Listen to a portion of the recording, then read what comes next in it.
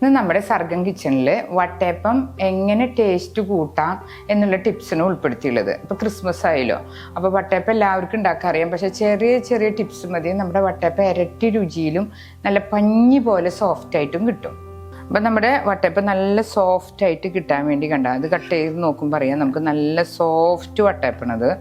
നല്ല വൈറ്റ് കളറിൽ കിട്ടാനും വട്ടയപ്പൊക്കെ ഉണ്ടാക്കുമ്പോൾ നല്ല വൈറ്റായിട്ട് ഇരിക്കുമ്പോഴാണ് നല്ല ഭംഗി. നല്ല സ്പോഞ്ചി ലുക്കും, അതായത് നല്ല പഞ്ഞി പോലെ നല്ല സോഫ്റ്റ് ആവാൻ വേണ്ട ടിപ്സിന് ഈ വീഡിയോയിൽ ഉൾപ്പെടുത്തിയുള്ളത്. നമ്മൾ സാധാരണ നാടൻ വട്ടയപ്പം തയ്യാറാക്കുമ്പോൾ കള്ള് ഉപയോഗിച്ചിട്ടാണ് വട്ടയപ്പം തയ്യാറാക്കാറ്.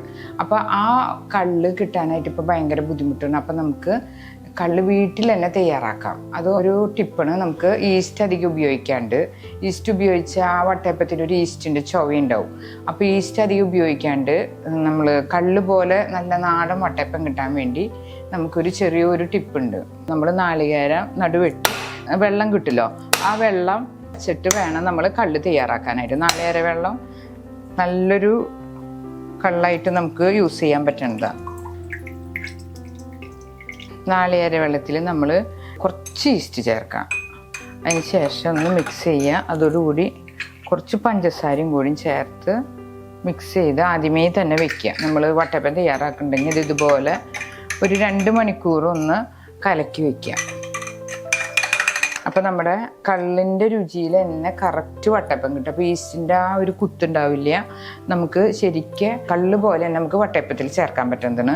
ഇൻസ്റ്റൻറ്റ് ഈസ്റ്റാണ് ഇപ്പോൾ ഞാൻ ഉപയോഗിച്ചുള്ളത്. മറ്റേ വലിയ തരികളായാലും കുഴപ്പമില്ല, അത് നമുക്ക് ഇതുപോലെ പഞ്ചസാര ഇട്ട് ഇങ്ങനെ ഇതെടുത്ത് വെച്ച് കഴിഞ്ഞാൽ കള്ളിൻ്റെ ഒരു മണം കുറച്ച് കഴിഞ്ഞാൽ നമുക്കറിയാം. 2 മണിക്കൂറെങ്കിലും മുന്നേ ഇതിങ്ങനെ വെച്ചാൽ മതി. നാളികേര വെള്ളത്തിൽ ഈസ്റ്റും പഞ്ചസാരയും കലക്കി വെച്ചാൽ നമുക്ക് നാടൻ കള്ള് പോലെ തന്നെ വട്ടയപ്പത്തിന് ഉപയോഗിക്കാൻ പറ്റും. നമ്മുടെ വട്ടയപ്പം നല്ല വെള്ള കളറുള്ള വട്ടയപ്പം കിട്ടണമെങ്കിൽ നമ്മൾ നല്ല കറക്റ്റായിട്ട് ഉള്ളിലെ ചിരട്ടയുടെ ഭാഗത്താണ്ട് ഈ വെള്ള കളർ മാത്രം ചിരണ്ടിയെടുക്കുക. വെള്ള നിറം മാത്രമേ പാടുള്ളൂ നാളികേരത്തിന്. നാളികേരത്തിൻ്റെ മുരി പാടില്ല. അപ്പോൾ ചിരട്ടയോട് ചേർന്ന് വരുമ്പോൾ നമ്മുടെ വട്ടയപ്പത്തിൻ്റെ നിറവും ഭംഗിയും കുറയും. വട്ടയപ്പം ഭംഗി കൂടാനും അതുപോലെ നല്ല തൂവെള്ള നിറം കിട്ടാനും ഇതുപോലെ നാളികേരം യൂസ് ചെയ്യണം. വട്ടയപ്പത്തിന് നല്ല വൈറ്റ് കളർ കിട്ടാൻ വേണ്ടി നമ്മുടെ ഒരു ടിപ്പാണ്, നമ്മൾ ചവ്വരി ഉണ്ടല്ലോ അത് വെള്ളത്തിൽ കുതിർത്ത് നമ്മൾ അരച്ച് ചേർക്കണം. അപ്പോൾ നല്ല സോഫ്റ്റായിട്ട് കിട്ടും. നമ്മൾ കപ്പി കാച്ചേണ്ട കാര്യം വരില്ല ഈ ചവ്വരി ചേർത്ത് കഴിഞ്ഞാൽ. പിന്നെ നല്ല വെള്ള കളർ ഉണ്ടാവും ചെയ്യും വട്ടയപ്പത്തിന്. ഇതില്ലെങ്കിൽ പിന്നെ നമ്മൾ വെള്ള അവല് ചേർത്താലും മതി. വെള്ള അവല് കറക്റ്റ് വൈറ്റ് അവല് വേണം. മട്ടരിയുടെ പാടില്ല. വൈറ്റ് റൈസിൻ്റെ അവലെടുത്ത് കുതിർത്ത് ഒരുമിച്ച് ചേർത്താലും നമ്മുടെ വട്ടയപ്പത്തിന് നല്ല ഒരു കളർ കിട്ടും. ഇനി മൂന്നാമത്തെ ടിപ്പ്, നമ്മൾ വട്ടയപ്പം മാവ് അരയ്ക്കുമ്പോൾ ഒരു അല്ലി വെളുത്തുള്ളിയും കൂടി ചേർത്ത് അരച്ച് കഴിഞ്ഞാൽ നമ്മുടെ മാവിൽ മിക്സിയിൽ അരയ്ക്കുന്നതോടുകൂടി ഒരു അല്ലിയും കൂടി ചേർക്കുക. നല്ലൊരു ടേസ്റ്റ് കൂടാനുള്ള ഒരു ടിപ്പാണ് വട്ടയപ്പത്തിന്. ഇരട്ടി രുചി കൂട്ടും. വട്ടയപ്പം ഇതുപോലെ നല്ല സോഫ്റ്റ് ആവാനും അതുപോലെ തന്നെ നല്ല സ്പോഞ്ചി ലുക്കും ടേസ്റ്റും കൂടാനും അത് വൈറ്റ് കളർ കിട്ടാനും വേറൊരു ടിപ്പും കൂടി ഉണ്ട്. നമ്മുടെ കരിക്ക് കൂടി ചേർത്ത് ചിരട്ടപ്പെടാണ്ട് അരച്ച് കഴിഞ്ഞാൽ വട്ടയപ്പം നല്ല ടേസ്റ്റ് ഉണ്ടാവും.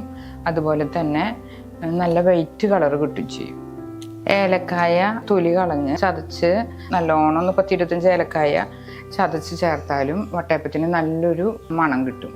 ഏലക്കായ ഇല്ലെങ്കിൽ നമ്മൾ ബേക്കറി ടേസ്റ്റായിട്ട് കിട്ടണമെങ്കിൽ നമുക്ക് വാനില എസൻസ് ഉണ്ടല്ലോ അതൊരു സ്പൂൺ ചേർത്താൽ മതി.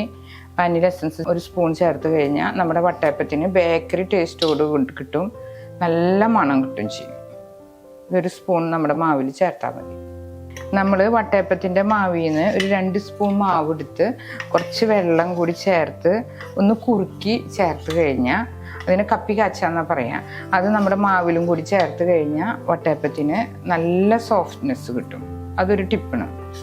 ഇതുപോലെ ചെറുതീയിലിട്ടിട്ട് നല്ലോണം ഒന്നിങ്ങനെ കുറുകി വരാം. കപ്പി കാച്ചി ബാറ്ററിൽ ചേർത്ത് കഴിഞ്ഞാൽ നല്ലൊരു സോഫ്റ്റ്നെസ്സാണ്. നല്ല പഞ്ഞി പോലെ ഇരിക്കും വട്ടയപ്പം.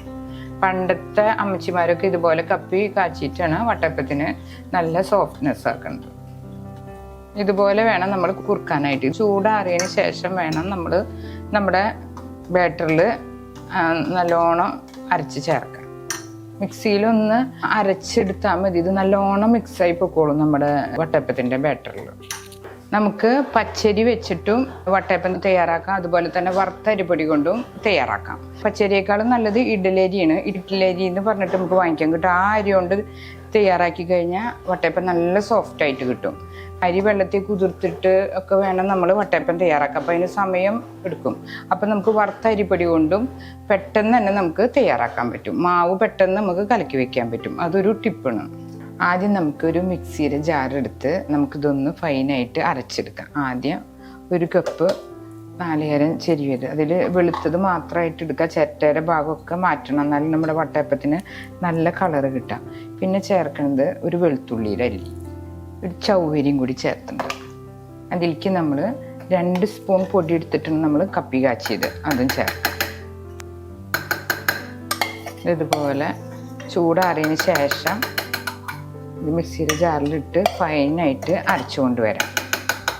ഇതിലേക്ക് നമ്മൾ നേരത്തെ കള്ള് ഉണ്ടാക്കാൻ വേണ്ടി മാറ്റി വെച്ചിട്ടുണ്ടല്ലോ, അതും കൂടി ചേർക്കാം. ഇത് നമുക്ക് ഫൈനായിട്ട് അരച്ചു കൊണ്ടുവരാം. നല്ലോണം ഫൈനായി അരച്ചത് നമുക്ക് ഇതിലേക്ക് ചേർക്കാം. 2 കപ്പ് അരിപ്പൊടിയാണ് എടുത്തുള്ളത്.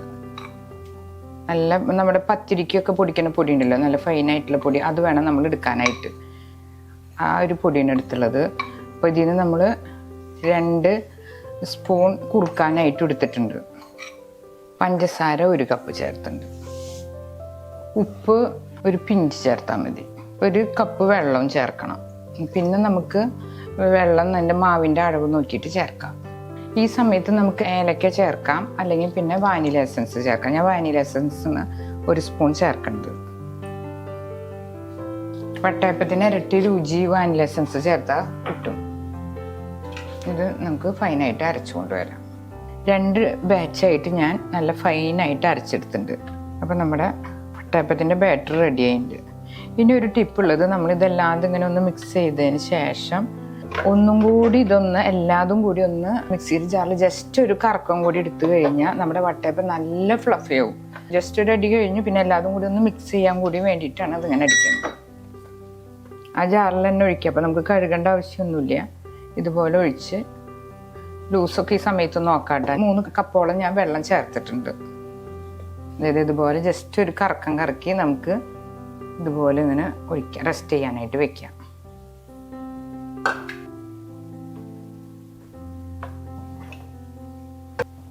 മൂന്ന് ട്രിപ്പായിട്ടാണ് ഞാൻ ഇതൊന്ന് അരച്ചെടുത്തുള്ളത്. പിന്നെ ഒരു വലിയ പാത്രത്തിൽ വേണം നമ്മൾ എടുക്കാനായിട്ട് ഈ മാവ്.